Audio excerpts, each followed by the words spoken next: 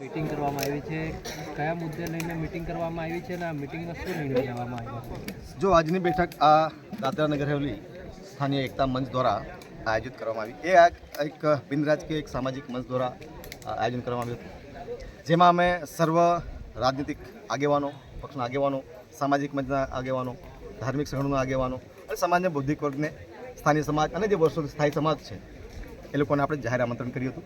આજે यहाँ પર 200-200 જે તમામ અલગ અલગ પંચાયતોથી, નગરપાલિકા વિસ્તારોથી સાથીઓ આવ્યા છે, જેમાં જે વર્તમાન સમયમાં જે ઘટના બની, અમે વારંવાર છેલ્લા ઘણા સમયથી કહ્યા આવે કે પ્રદેશમાં એક એવો વર્ગ છે જે અસામાજિક તત્વ છે. અસામાજિક તત્વ પ્રત્યેક વર્ગમાં હોય છે. તેવી રીતે પરપ્રાંતીય સમાજમાંથી એક મોટો વર્ગ આવેલો છે.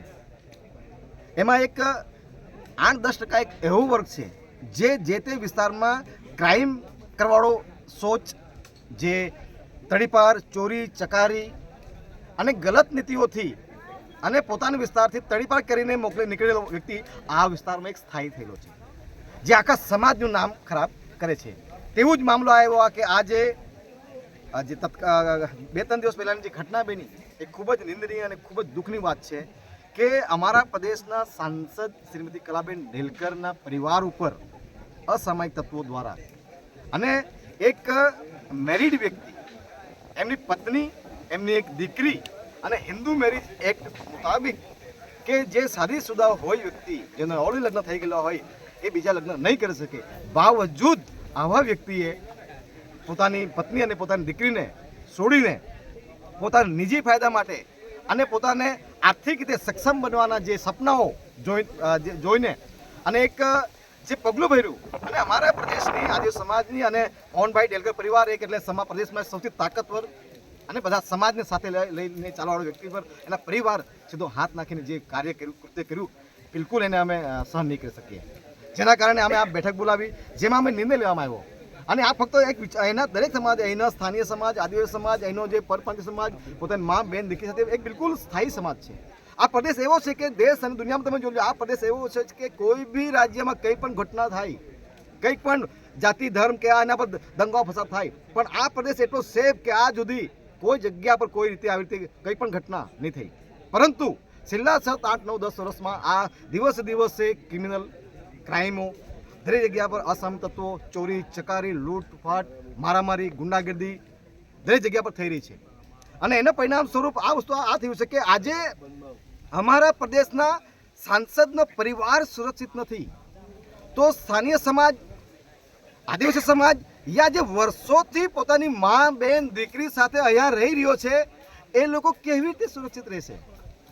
જ્યારે અમારા સમાજના મોભી, અમારા સમાજના આગેવાન, એટલા પાવરફુલ પરિવાર એ જ્યારે સુરક્ષિત નહીં રહી શકતા હોય, તો બીજા રાજ્યથી જે રોજીરોટી કમાવા આવેલો એક નિર્દોષ વર્ગ છે, જે પોતાની પરિવાર સાથે પોષણ કરવા માટે આવેલો છે, એ વર્ગની મા, બેન, દીકરીઓ કેવી રીતે સુરક્ષિત છે? આ એક બહુ મોટો સવાલ છે. આ આખા પરિવારને, આખા સમાજને, આખા પ્રદેશના લોકોને વિચાર કરવા માટે મજબૂર કરી દો છે. જેના કારણે અમે આ પગલું લીધું છે કે હવે દાદાનગર હવે નહીં, અને દરેક વસ્તુ શાસન પ્રશાસન ઉપર જ હવે બધું છોડી નહીં મુકાય કે મારી બેન દીકરીને, મારા બેટીને, મારા પરિવારને, મારા સમાજના લોકોને સાચવા માટે શું ફક્ત પોલીસ પ્રશાસનની જવાબદારી છે? શું જિલ્લા પ્રશાસનની જવાબદારી છે?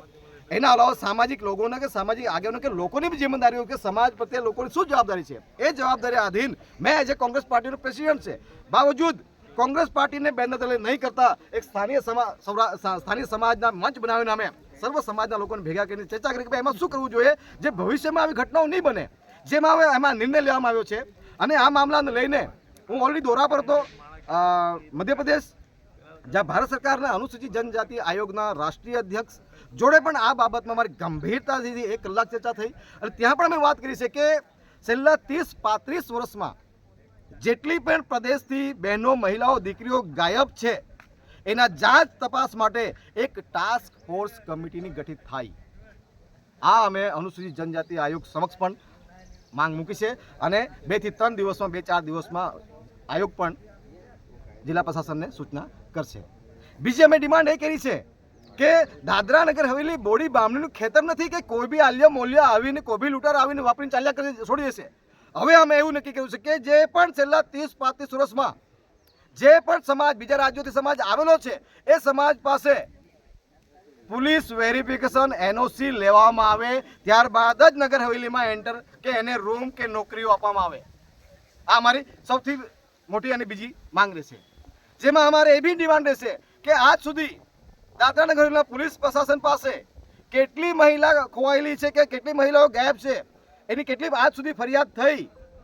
ફરિયાદની સાથે પોલીસ પ્રશાસન પાસે એમાં શું નિરાકરણ લાવ્યા અને શું કર્યું એનો ડેટા એનો રેકોર્ડ પણ અમે માંગશું.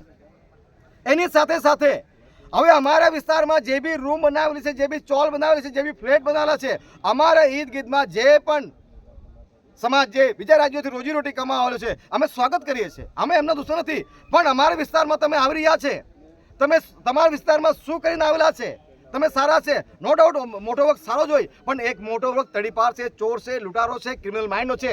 એવા વ્યક્તિઓ અગર અમારા આજુબાજુમાં રૂમ અને ફ્લેટ જોતું હોય તો ફરજિયાત એ વ્યક્તિનું પોલીસ વેરિફિકેશન સર્ટિફિકેટ પ્લસ ગામની સહમતિ વગર કે પંચાયતના સહમતિ વગર એ વ્યક્તિઓને અમે હવે ગામોમાં રહેવા દઈશું નહીં.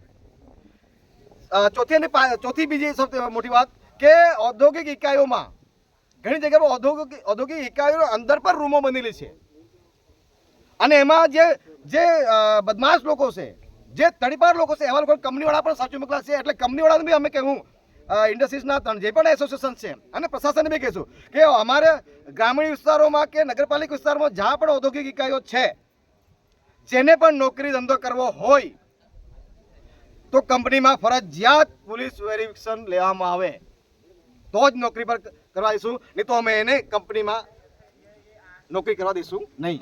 હવે અમે ફક્ત શાસન પ્રશાસન કે પોલીસ પ્રશાસન હવે અમે ડિપેન્ડ નથી રહેવાના. હવે અમે સામાજિક જિમ્મેદારીઓ જવાબદારી લઈને અમે અમારો સમાજ, અમારો પ્રદેશ, અમારી સમાજ અને અમારા પ્રદેશમાં જે પણ મા બેન દીકરીઓ છે એ સુરક્ષિત રહી એની જવાબદારી અમે સ્થાનિક સમાજ એકતા મંચ દ્વારા લઈ રહ્યા છે.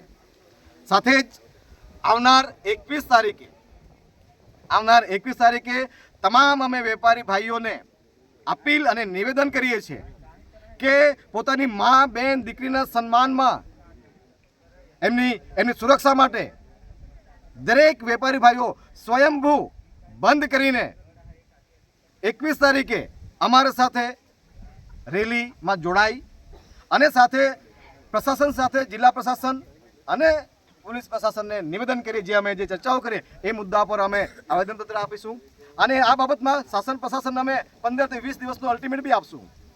અને 15 થી 20 દિવસમાં અગર પ્રશાસન પોઝિટિવ વેમાં સકારાત્મક રૂપે અમે હાથે ચર્ચા કરવા તૈયાર હોય ને એનામાં પગલું નહીં ભરતું હોય તો આવનાર સમયમાં આખા નગર હવેલીને અમે રોડ પર ઉતારવાનું આહવાન કરી દઈશું.